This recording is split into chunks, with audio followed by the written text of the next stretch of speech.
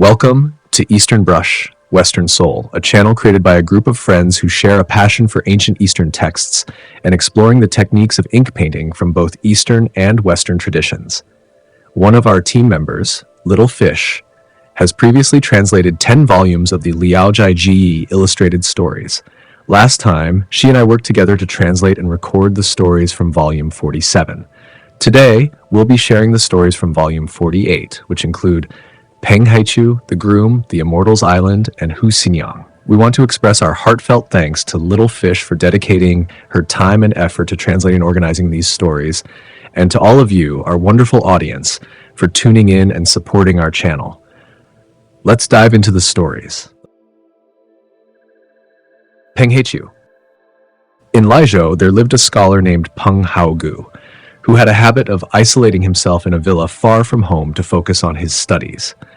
One mid-autumn festival, instead of returning home, he found himself alone, surrounded by silence. The thought of the villagers, none of whom he found particularly engaging, did little to ease his loneliness.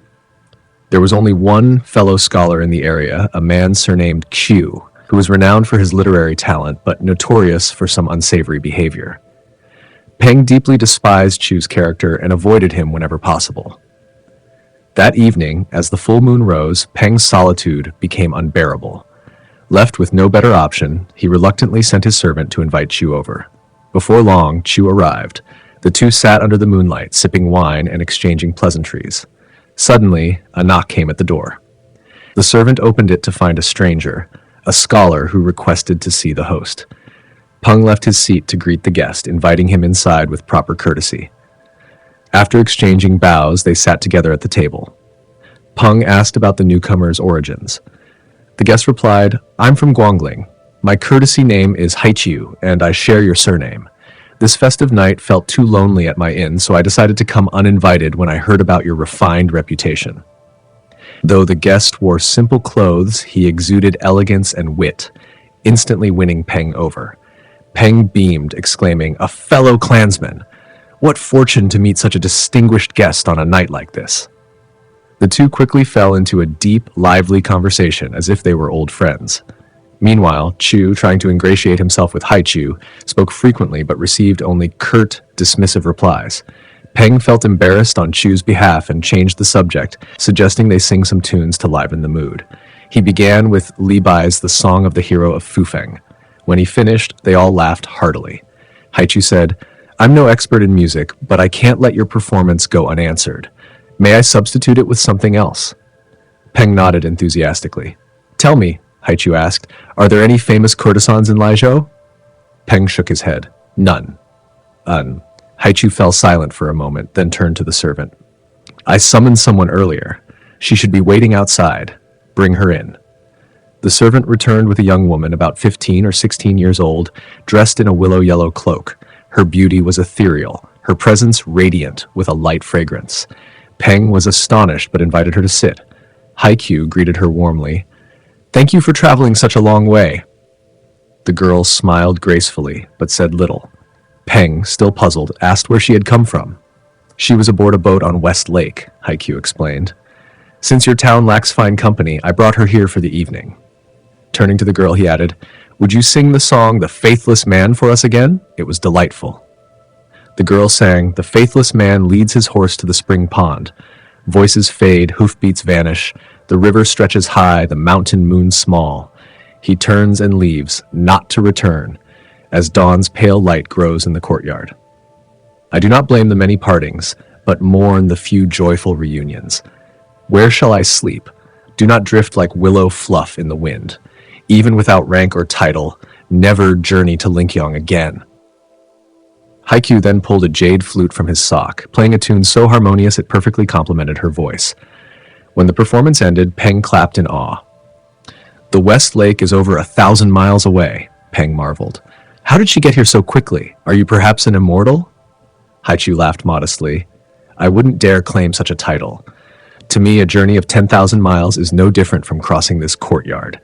Speaking of West Lake, the moonlit scenery there tonight is exquisite. Would you like to visit?" Peng, eager to witness more of Haiqiu's marvels, agreed. "Would you prefer to travel by boat or horseback?" Haiqiu asked.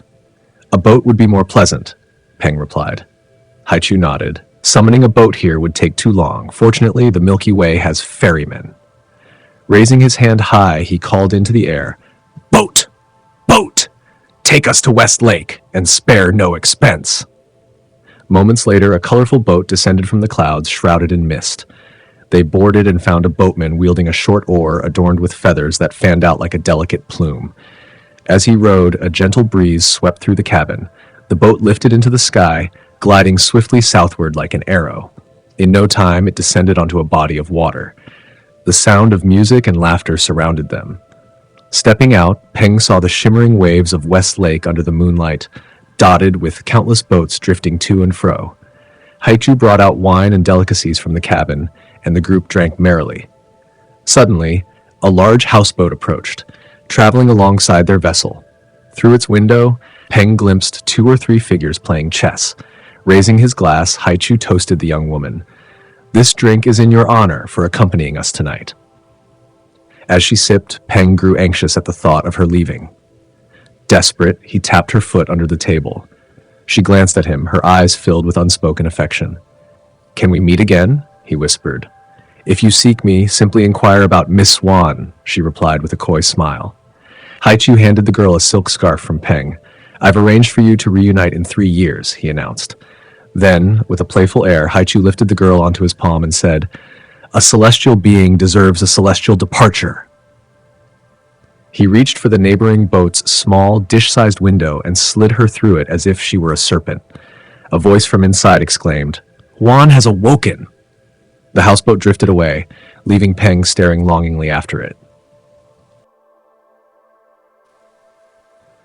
Peng Haiqiu watched from a distance as the pavilion boat anchored and its passengers disembarked. Suddenly, his excitement faded, leaving him restless. He told Peng Haiqiu that he wanted to explore the area on foot. Before long, their boat reached the shore and they all disembarked. Peng Haiqiu wandered ahead alone for about a mile, lost in thought, when Peng Haiqiu appeared from behind, leading a horse. "Ride this," said Peng Haiqiu, offering the reins. "I'll go find 2 more horses for us." He turned and left, but after a long wait, he didn't return. Meanwhile, the road became increasingly deserted. Looking up, Peng Haiqiu noticed the moon dipping westward and the first light of dawn approaching. Still, there was no sign of either Peng Haiqiu or Chu Sheng. Unsure of what to do, Peng Haiqiu led the horse back to the riverbank where they had initially disembarked. The boat and everyone else had vanished. Worse still, Peng Haiqiu had no money with him. His anxiety deepened. When daylight fully broke, Peng Haiqiu discovered a small pouch tied to the horse's saddle. Inside, he found 3 or 4 taels of silver, enough to buy some food. He waited for Peng Haiqiu and Chu Sheng until midday, but eventually decided it was futile. Remembering the enigmatic mention of Hu Si Niang, he set out to find her. Yet, no one he asked had ever heard of her name. Dejected, Peng Haiqiu returned home with the horse, which carried him faithfully for 2 weeks until they reached his village. When he arrived, he discovered an odd scene. His household was in mourning. His servant had returned weeks earlier, claiming Peng Haiqiu had ascended to immortality. His family, assuming he was lost forever, had resigned themselves to grief. Their sorrow turned to astonishment and joy when Peng Haiqiu appeared at the gate. He recounted his strange adventure to them in detail.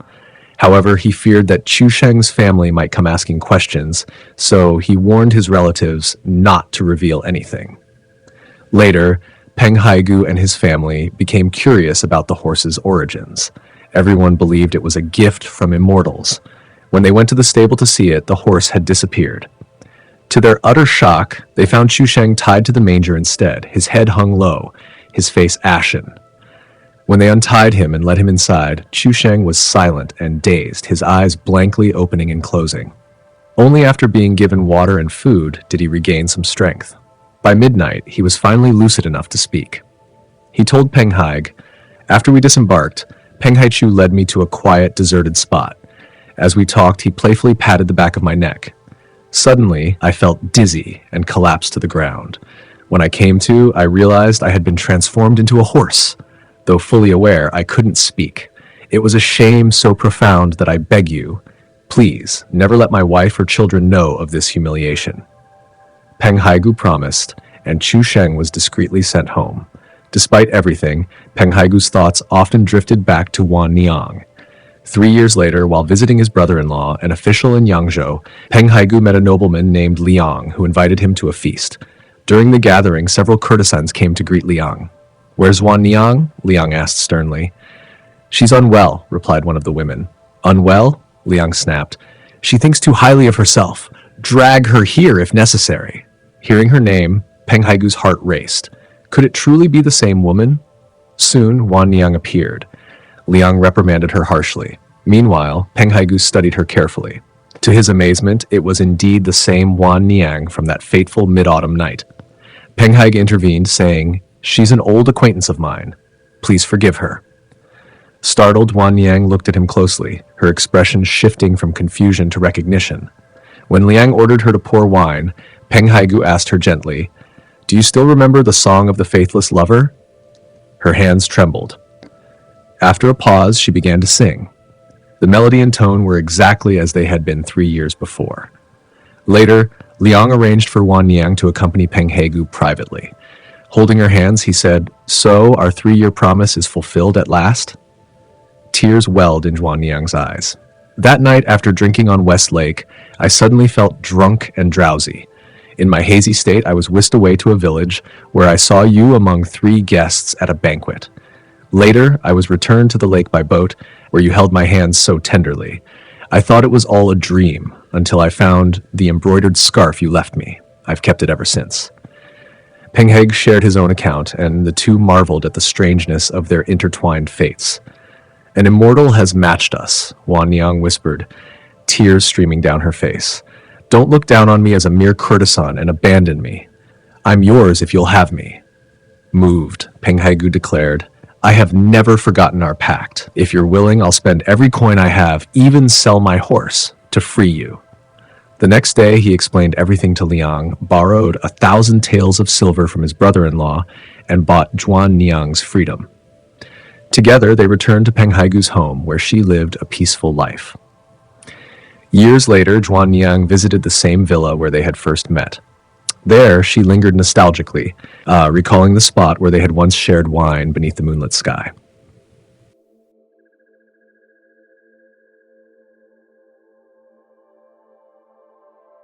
The Groom's Strange Encounter.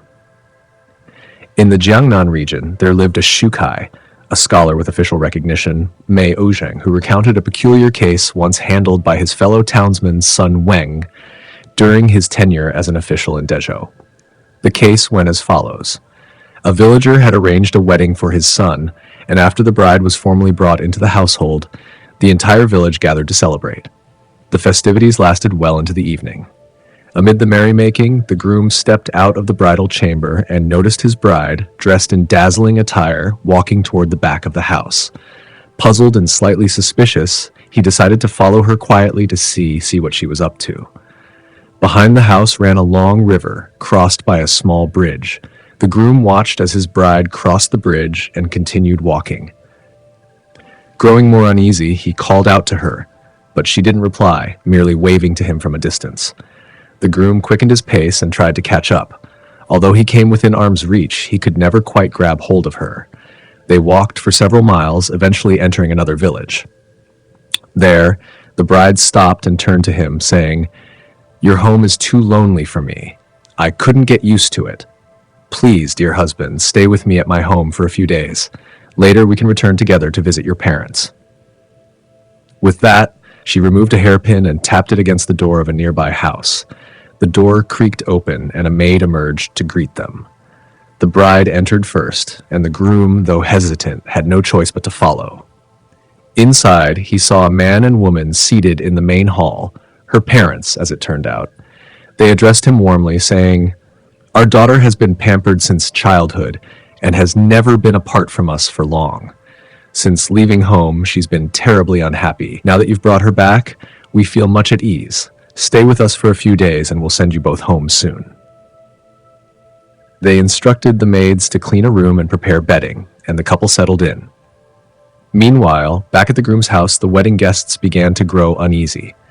The groom had been gone for an unusually long time. They searched everywhere but found no trace of him. Only the bride was still in the new marital chamber, anxiously waiting for his return. The groom's parents were grief-stricken, fearing the worst. 6 months passed without any news of the groom. The bride's family, worried about their daughter becoming a widow, proposed to her in-laws that they remarry her to someone else. The groom's parents, overwhelmed with sorrow, replied, "We haven't even found his body or belongings. How can you be certain he's dead? Even if he is, it wouldn't hurt to wait another year before remarrying her. Why such haste?" This refusal angered the bride's father, who filed a complaint with the authorities. Sun Gong, the magistrate, accepted the case. Finding the circumstances perplexing but without any leads, he ruled that the bride's family must wait 3 years before making further arrangements. The case was filed and everyone returned home. As for the groom, he had been living with the bride's supposed family in the strange village. They treated him well, but he often expressed a desire to return home. The bride always agreed, but delayed the journey. After more than 6 months, the groom began to feel uneasy and deeply homesick. He contemplated sneaking away on his own, but his bride insisted he stay. One day, a sense of urgency and fear seemed to engulf the entire household. The bride's parents hurriedly approached the groom and said, "We had planned to send you both home in a few days, but some unforeseen trouble has arisen and we're not ready. Under the circumstances, it's best for you to leave first. We'll make arrangements for our daughter to follow shortly." With that, they escorted the groom to the door, bade him a quick farewell, and turned back, disappearing into the house. As the groom stepped out, he turned around to get his bearings and was struck by a horrifying sight. The house, courtyard, and all its inhabitants had vanished, leaving only a towering grave mound in their place. Terrified, he fled, running as fast as he could until he found his way home.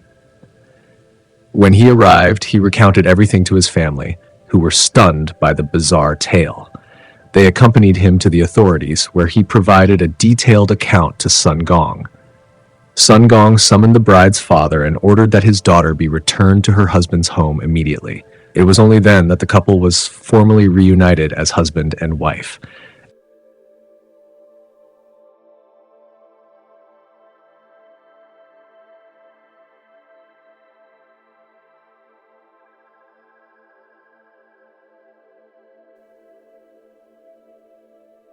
The Isle of Immortals. There was a man named Wang Mian, styled Minjai, who lived in Lingshan. He was exceptionally talented, always ranking first in examinations. However, his sharp wit and propensity for mocking others earned him a reputation that left many offended by his scorn. One day, Wang Mian happened to encounter a Taoist priest. The priest scrutinized him for a moment and said, "You possess a noble appearance destined for great fortune, but your arrogance has diminished its potential. With your intelligence and talents, if you gave up your studies and pursued the path of Tao, you might even achieve immortality." Wang Mian sneered and replied, "One's future blessings are unknowable, but I'm certain that gods and immortals are nothing but figments of imagination." The Taoist priest retorted, "Your understanding is so narrow. Immortals are real. You don't need to search far. I am one myself." Wang Mian laughed even louder, mocking the priest's absurdity. The priest remained calm and said, "I may not be extraordinary, but if you follow me, I can take you to meet dozens of genuine immortals right now." Intrigued, Wang Mian asked, "Where would we go?" The priest replied, "It's not far." He then placed a wooden staff between his legs, handed the other end to Wang, and instructed him to mimic his actions. "Close your eyes and shout 'Rise,'" he said. Wang did as told, and suddenly the wooden staff expanded, feeling as large as a sack capable of holding 5 bushels of grain. They soared into the air. Wang, curious, touched the staff and found it covered in scales that pricked his fingers. Terrified, he dared not move. After a while, the priest shouted, "Stop!" and the staff halted. The priest pulled the staff away, and they landed in a grand courtyard. Before them stood a magnificent mansion with layered pavilions resembling a royal palace. At its center was a tall platform, about 10 feet high, topped by a grand hall supported by 11 columns. The structure was both imposing and luxurious. The priest led Wang up the steps and instructed a servant boy to prepare a feast for their guest. Soon, dozens of banquet tables were set up in the hall, the grandeur of which left Wang dazzled. The priest changed into fine attire and waited. Not long after, the guests began to arrive, descending from the skies. Some rode dragons, others rode the wind, and a few rode tigers, each accompanied by music. The guests included men and women, some barefoot. Among them was a beautiful woman riding a phoenix. She was dressed in palace attire, with a servant boy carrying her instrument, an unfamiliar 5-foot-long piece that was neither a chin nor a zither. The feast commenced, and the dishes were unlike anything Wang had ever tasted, aromatic, sweet, and utterly otherworldly.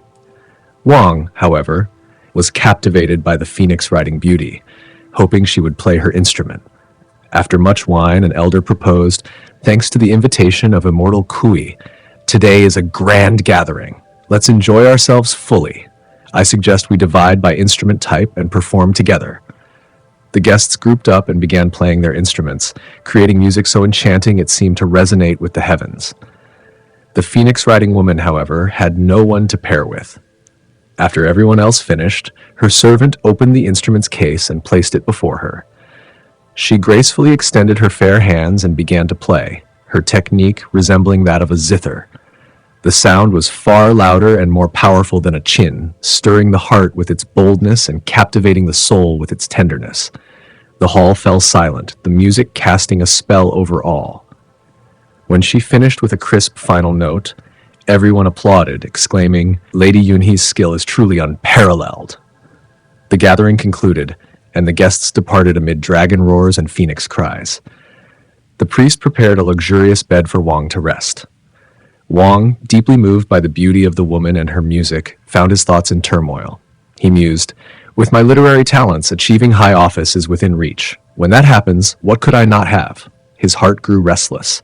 Sensing Wang's inner conflict, the priest said, "In your past life, you studied Tao alongside me, but your wavering resolve led you to fall into the mortal world. I have no intention of forcing you, but I hope to guide you out of the turbid realm of mortals. Alas, you are too entangled to awaken. I will send you back now. If fate permits, we may meet again, though becoming an immortal will require enduring more tribulations." The priest pointed to a long stone at the base of the steps and instructed Wang to sit on it with his eyes closed. "Do not open them, no matter what," he warned. With a whip, the priest struck the stone, which began to fly. Wind roared past Wang's ears as they soared. Unable to resist, Wang cracked open his eyes, catching a glimpse of the boundless sea below. Fear seized him, and before he could react, he fell, stone and all. With a splash, Wang plunged into the water, much like a diving seagull. Fortunately, having grown up near the sea, he knew how to swim. Struggling to the surface, he heard laughter and applause. "Well done, scholar," someone teased. A young woman of about 16 or 17 pulled him aboard a boat. She was stunning and remarked, "Congratulations, scholar, you've passed the test in water!" Shivering, Wang asked for a fire to warm himself. The girl replied, "Come home with me and I'll arrange it. But remember, when you achieve greatness, don't forget me." Moved, Wang declared, "How could I? I am a distinguished scholar of the Central Plains. This moment of distress is but fleeting. I will repay your kindness with my life." The woman rowed the boat swiftly, as if carried by the wind. Soon they reached the shore, where she took a bundle of lotus flowers she had picked and led Wang to walk with her. After about half a mile, they entered a village. There was a large red-painted gate facing south. Upon entering, they passed through several doors, and the woman ran ahead. Before long, a man in his 40s appeared and greeted Wang with a bow, inviting him inside. He then instructed a servant to quickly bring clothes, hats, and socks for Wang to change into. After Wang had changed, the man inquired about his family background. Wang Mian replied, "I'm not exaggerating when I say my talent is somewhat renowned. Immortal Kui greatly favors me and invited me to the heavenly palace. It's easy for me to take high office and gain wealth, so I have no desire to live in seclusion." The man looked at Wang with respect and said, "This place is called Immortal Island, isolated from the mortal world. My name is Huan Wenro, and my family has lived in this quiet place for generations. I never expected to have the honor of meeting someone of your caliber." He courteously arranged a banquet and casually continued, "I have 2 daughters. The elder, named Fang Yun, is 16 and has yet to find a suitable match. I was thinking of having her serve you. What do you think?" Wang Mian assumed the woman who had picked the lotus flowers was the one being referred to, so he quickly stood up and expressed his gratitude. The man asked a few respected neighbors to join them and also instructed his servants to call for his daughter. A moment later, a fragrant breeze entered the room, and a group of beautiful young women, led by Fang Yun, appeared. She was radiant, like a lotus flower in the morning sun, and respectfully greeted their guest before sitting down. Among the group was the lotus-picking girl. After a few rounds of drinking, a girl of about 10 or 11 appeared, elegant and graceful. She smiled and nestled against Fang Yun's arm, her large, bright eyes darting around. Huan Wenruo said, "Why isn't my daughter in the embroidery room? And what is she doing here?"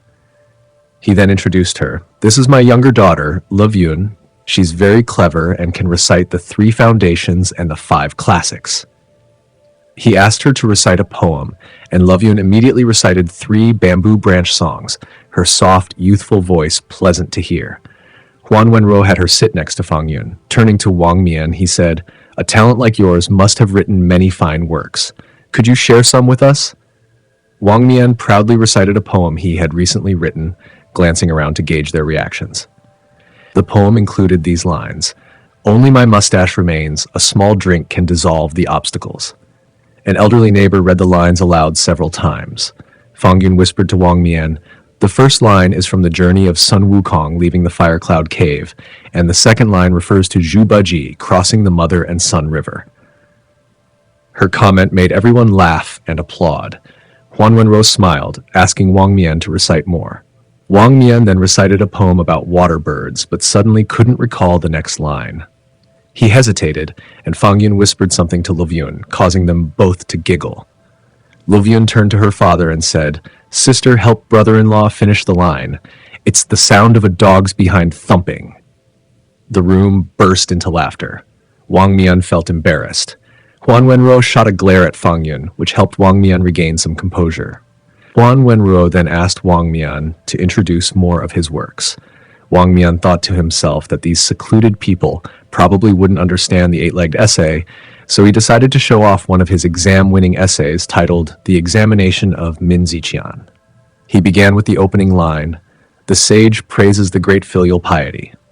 Love Yun looked at her father and said, "Sages don't refer to students by their courtesy names. Filial piety is not something the sage would say." Wang Mian's spirits sank immediately. Huan Wenruo chuckled, "What does a child know? Don't be picky, just enjoy the writing." Wang Mian continued reciting, but every few lines, Fang Yun and Love Yun whispered to each other, and Wang Mian could sense their criticisms. When he reached a proud part of the poem, he even recited the examiner's comment, "Each word strikes deeply." Love Yun said to her father, "Sister says the word strikes should be removed." Everyone was puzzled. Wang Mian finished reciting the essay, which also included a sentence from the examiner, "When the drum is struck, all the flowers fall." Fang Yun again whispered to Love Yun, and the two of them laughed uncontrollably. Love Yun turned to her father and said, "Sister says the drum should be struck 4 times. The others didn't understand. Love Yun tried to explain, "Remove the word strikes and say pain instead. It doesn't make sense." The group erupted in laughter, and Huan Wenruo, angry, got up to serve wine, trying to move past the awkward moment. At first, Wang Mian had been boasting about his scholarly reputation, but by now he was drenched in sweat and no longer as confident. Huan Wenruo, attempting to give him a chance to save face, suggested, "I just thought of a line. Why don't you finish it for us?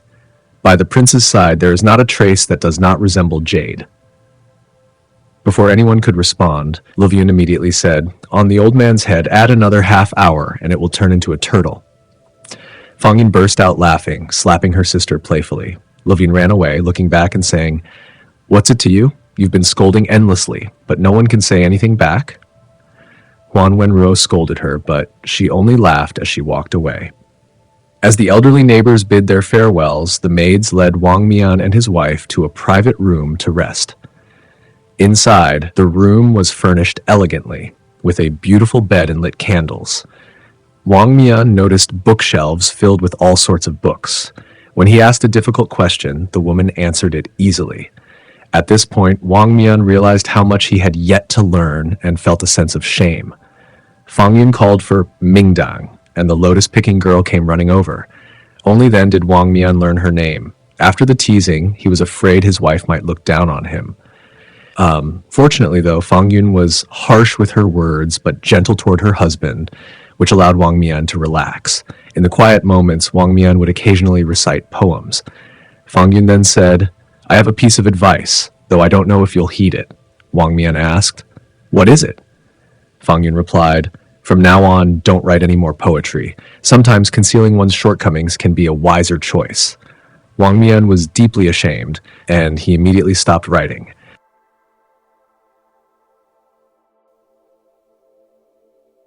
As time passed, Wang Mian and Mingkang gradually became closer. He said to Fang Yun, "Mingkang saved my life. I hope you will treat her well." Fang Yun immediately agreed. Sometimes, when the couple was playing in the bedroom, they would invite Mingkang to join them. Their bond grew deeper, and gradually they began to communicate with glances and gestures. Fang Yun noticed this and scolded Wang Mian. He listened meekly, somehow managing to pass through the situation. One evening, Wang Mian and Fang Yun were composing poetry together when he felt lonely and suggested calling Mingkang over. Fang Yun refused. Wang Mian said, "You've read so many books, how could you forget the lines from Solo Joy is No Joy?" Fang Yun replied, "I said you're ignorant, and this proves it. You don't even understand punctuation. The full line is, if you want to, then enjoy with others. Ask, who enjoys alone? The answer is none." The couple laughed and let the matter drop. Coincidentally, Fang Yun's sisters went to visit a neighbor, and Wang Mian had some free time. He quickly called for Mingkang and indulged in his desires. That night, Wang Mian felt pain in his abdomen. After the pain subsided, his genitalia retracted completely. Terrified, he told Fang Yun, who laughed and said, "It must be the result of repaying Mingkang's favor." Wang Mian, unable to hide the truth, admitted it. Fang Yun replied, "It's your own fault. There's nothing serious. Just let it go." A few days later, when the condition didn't improve, Wang Mian felt frustrated. Fang Yun noticed but didn't ask, only watching him with bright eyes. Wang Mian said, "You really prove the saying, if the chest is straight, the eyes are clear." Fang Yun smiled and responded, "You should also heed another saying, if the chest is crooked, the eyes are unclear." This was a playful joke, as Meiyo, meaning not, Mo, meaning I. Wang Mian laughed and begged Fang Yun for a cure. She said, "You didn't listen to my advice before. You might have thought I was jealous. You don't know. This maid was never meant to be close to you. Everything I said before was out of love, but you just ignored it. Now I'll treat you, but we need to consult a doctor." She then reached into his clothes and chanted, yellow bird, endless and chew." Wang Mian found her words amusing and laughed. After laughing, his ailment was miraculously cured. Several months later, Wang Mian, troubled by his aging parents and young children, confided his feelings to Fang Yun. She responded, "Going back home is not hard, but who knows when we will meet again." Wang Mian was deeply moved and tearfully asked her to go with him. After careful consideration, Fang Yun agreed. Huan Weng, Fang Yun's father, hosted a farewell banquet for them. Green Cloud, Fang Yun's younger sister, came in carrying a basket and said, "Sister is leaving us for a long time, and we don't have much to send you. But in case you have no place to stay on the sea, I made a house for you overnight. Please don't think it's too rough." Fang Yun accepted the gift with gratitude, and upon closer inspection, found that the house was made of fine grass. The structures were small, about the size of an orange, with clear beams, beds, and tables inside, as small as sesame seeds. Wang Mian initially thought it was just a child's toy, but couldn't help but admire her skill in craftsmanship. Fang Yun then explained, "To tell you the truth, we are Earth immortals. I married you because of our destined connection. Originally, I didn't want to go with you to the mortal world, but because of your old father, I couldn't bear to refuse. After he passes, I'll return." Wang Mian respectfully agreed. Huan Weng asked, "Shall you travel by water or land?" Wang Mian, having encountered dangers on the water, preferred to travel by land. They left the house, and their carriages were waiting for them outside. After bidding farewell to Huan Weng and his family, they started their journey home. The horses galloped swiftly, and they soon reached the shore. Wang Mian was worried because there seemed to be no path, But Fang Yun took out a piece of white silk, shook it southward, and instantly transformed it into a long dike, over 10 feet wide. In a blink, they had crossed it, and the dike slowly disappeared. They arrived at an area with endless tidal waters. Fang Yun stopped the carriage, got out, and took the houses made of grass from the basket. She and Ming Kang, along with the maidservants, arranged them in a specific layout. In an instant, a large mansion appeared, just like the ones on the island, with the same furniture inside. By the time they finished, night had fallen, and they settled in. The next morning, Wang Mian went to bring his parents for support. He sent someone on horseback to his old home and discovered that the house had changed owners. He learned from neighbors that his mother and son had passed away, and his old father was the only one left. Wang Mian's son had become addicted to gambling and had lost all the family wealth, and now the grandfather and grandson had no place to live and were temporarily staying in the western village. When Wang Mian first returned home, he had been focused on gaining fame and did not pay much attention to his family's condition. But after hearing this news, he was deeply saddened, reflecting that wealth and status, no matter how great, were no different from flowers in a dream. Riding to the western village, he found his father wearing tattered clothes, looking pitifully old. Both father and son cried bitterly when they met. Wang Mian asked about his son, but was told that he had gone out to gamble and had not returned. Wang Mian immediately fetched his father back on horseback. Fang Yun greeted her father-in-law, bathed him, and provided him with new clothes to wear. She also had him stay in a room filled with fragrant incense. She sent a message to call the old man's friends to keep him company. The elderly man's life surpassed that of many aristocratic families. One day, Wang Mian's son returned, but Wang Mian refused to let him enter the house. He only gave him 20 taels of silver and told him, "Use this money to find a wife and live your life. If you dare come back again, I'll have you beaten to death with a whip." His son left crying. Since returning to his old home, Wang Mian kept to himself and rarely interacted with others. However, old friends occasionally visited, and Wang Mian would invite them to stay for a few days. His tone had become much humbler than before. Among them was Huang Ziji, an old classmate who was also an unsuccessful scholar. Wang Mian hosted him for many days, and they often talked about private matters. Wang Mian also gave him many gifts. After staying for 3 or 4 years, Wang Mian's father passed away. Wang Mian spent 10,000 taels of silver to hire people to tend to the tomb and arranged an elaborate burial. By this time, his son had married, and his daughter-in-law managed the household strictly. The son gambled less, and when his grandfather passed away, his daughter-in-law finally visited the in-laws. Fang Yun, upon meeting her, immediately decided that she was capable of managing the family and gave her 300 taels of silver to buy land. The next day, Huang Ziji brought Wang Mian's son to pay respects. However, by this time, Wang Mian's house and courtyard had disappeared, and no one knew where they had gone. The last story in volume 48, Hu Si Niang, Miss Hu, tells the tale of Cheng Xiaoxi, a man from Sichuan who was intelligent from a young age and could write well. His parents passed away early, leaving his family in extreme poverty, with no food or clothing. He had no choice but to ask Hu Yintai for a job, offering his services as a scribe. Hu Yintai asked him to write an article, and after reading it, he was very pleased and said, "This person won't stay poor for long. I will marry my daughter to him." Hu Yintai had 3 sons and 4 daughters, all of whom had their marriages arranged with wealthy families when they were still babies. The only exception was his youngest daughter, Si Niang, who was the daughter of a concubine and had lost her mother early. At 15, she was still unmarried. Hu Yintai decided to betroth her to Cheng Xiaoxi and invited him to come as a son-in-law. Some people mocked Hu Yintai, thinking that he was senile and had made a hasty decision. However, Hu Yintai paid them no mind. He cleaned the house and let Cheng live there, providing him with generous meals and clothing. The young men in the family looked down on Cheng and refused to eat with him, while even the servants and maids would often make fun of him.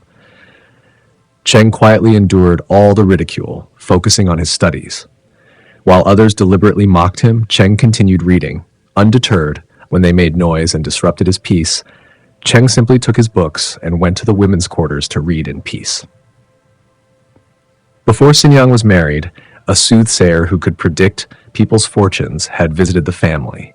The soothsayer examined all of Hu Yintai's children and didn't have any flattering words for them.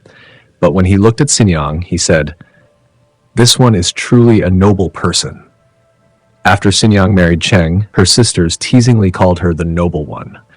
But Si Niang was calm and reserved, saying nothing when she heard it. Gradually, even the maids and other servants began to call her that. One of her maids, Guier, couldn't tolerate this and angrily declared, "How do we know that my master won't become a noble official?" Si Niang's second sister overheard and sneered, "If Cheng becomes a noble official, then I'll pluck out my own eyes." Guier retorted angrily, "By that time, I fear you might be reluctant to part with your 2 eyeballs." The second sister's maid, Chunxiang, responded, "If second mistress goes back on her word, I'll substitute my own eyes." Guier, even more enraged, clapped her hands and swore, "I'll make sure all of you become blind." The second sister, furious at Guier's sharp words, slapped her a few times, and Guier cried out loud. Mrs. Hu, hearing of this, didn't comment but let out a small, cold laugh. Guier, still crying, went to Si Niang to complain. Si Niang was calmly spinning thread and, upon hearing the complaint, didn't get angry or speak. She simply continued her work. At that time, Hu Yintai was celebrating his birthday, and all of his sons-in-law came, bringing gifts which filled the room. The eldest daughter-in-law mockingly asked, "What kind of birthday gift did your family bring?" The second daughter-in-law chimed in, "2 shoulders carrying a mouthful." Si Niang's expression remained calm, and she showed no embarrassment.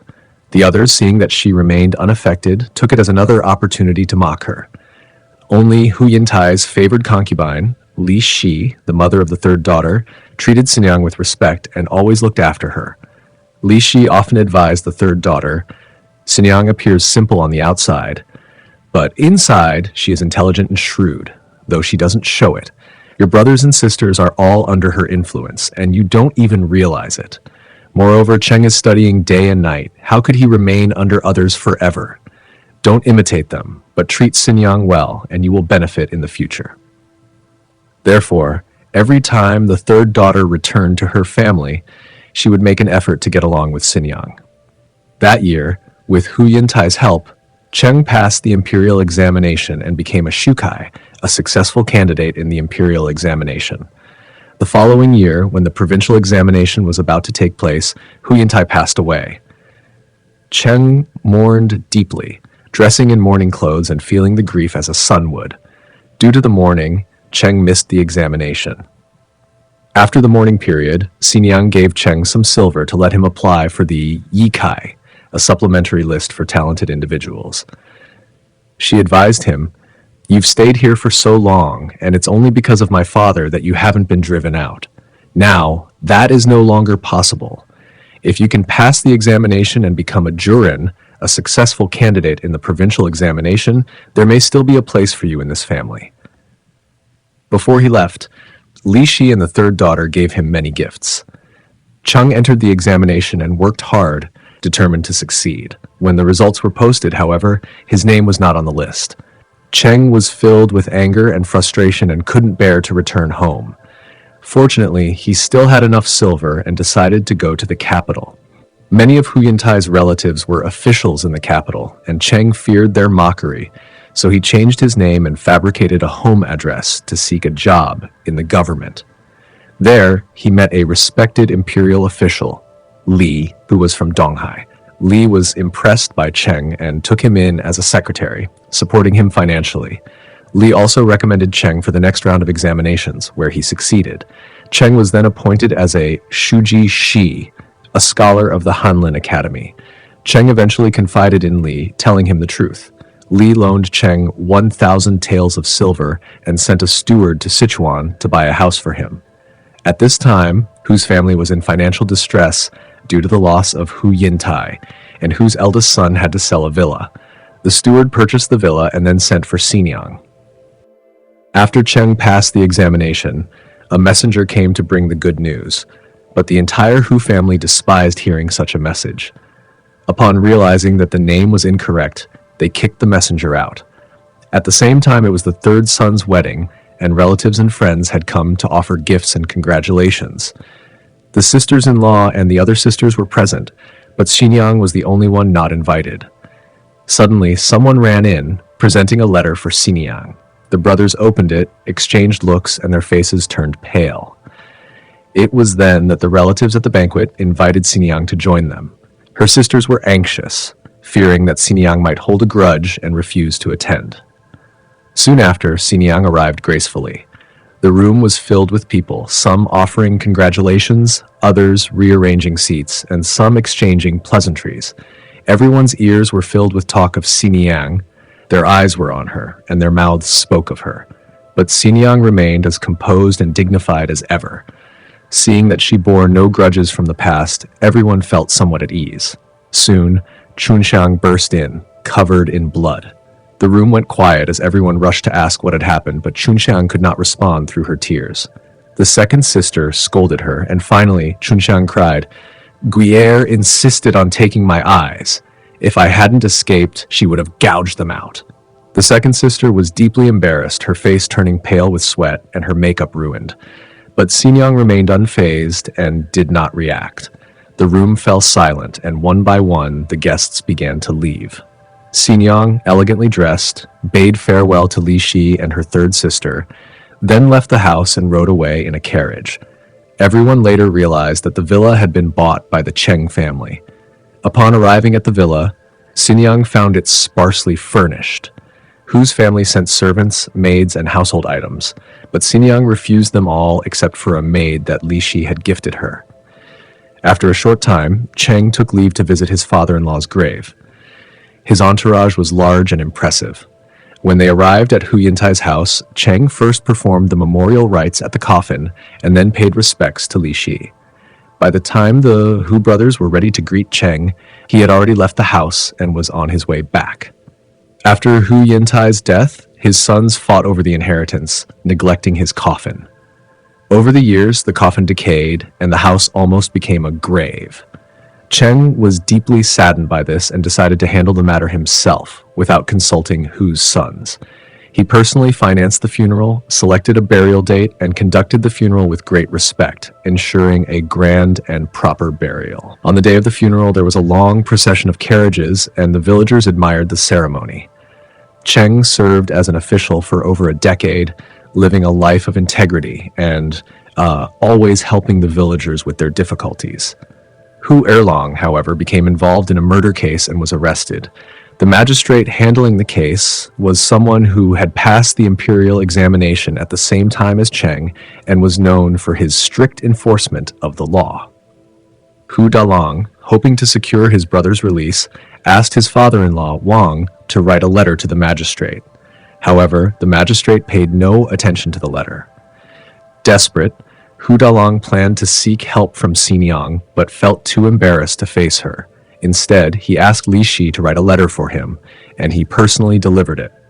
When he arrived in the capital, he did not dare to directly visit Cheng's house, so he waited until Cheng had left for court before he went to see Si Niang. He hoped that she, remembering their past bond, would overlook any previous grievances. The servant informed Si Niang, and she had an old maidservant guide Hu Dalong into the inner room, where a simple meal was served. After eating and drinking, Si Niang finally came out. She smiled and asked, "Big brother, how could you have time to come all the way here when you must be busy with so much at home?" Hu Dalong knelt down and tearfully explained his situation. Si Niang helped him up, smiling, and said, "Big brother is a strong man. Why make such a fuss? When have you seen me, a woman, crying like this?" Hu Dalong then presented Li Shi's letter, and Si Niang read it, saying, "Your family's home is full of capable people.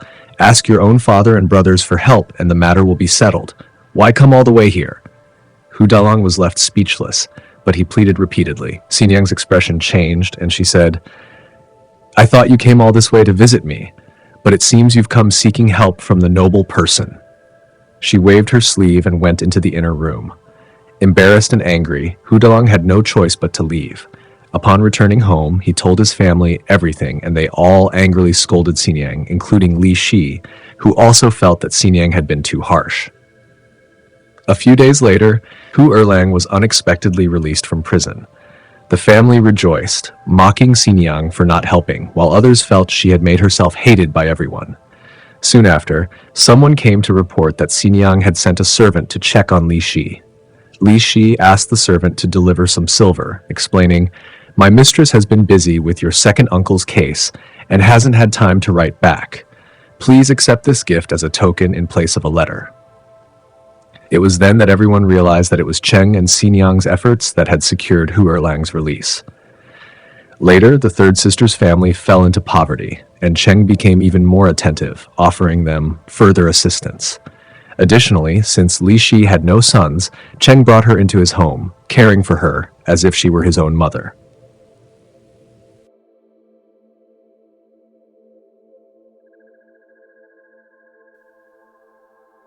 Thank you for watching today's video, where we explored the 48th volume of the collection. In the next recording, we will be translating the 53rd volume.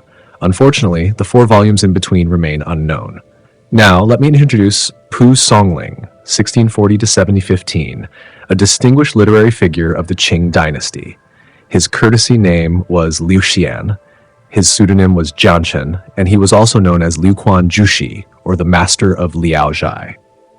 Pu was born in Sichuan, Shandong, modern-day Zibo, Shandong.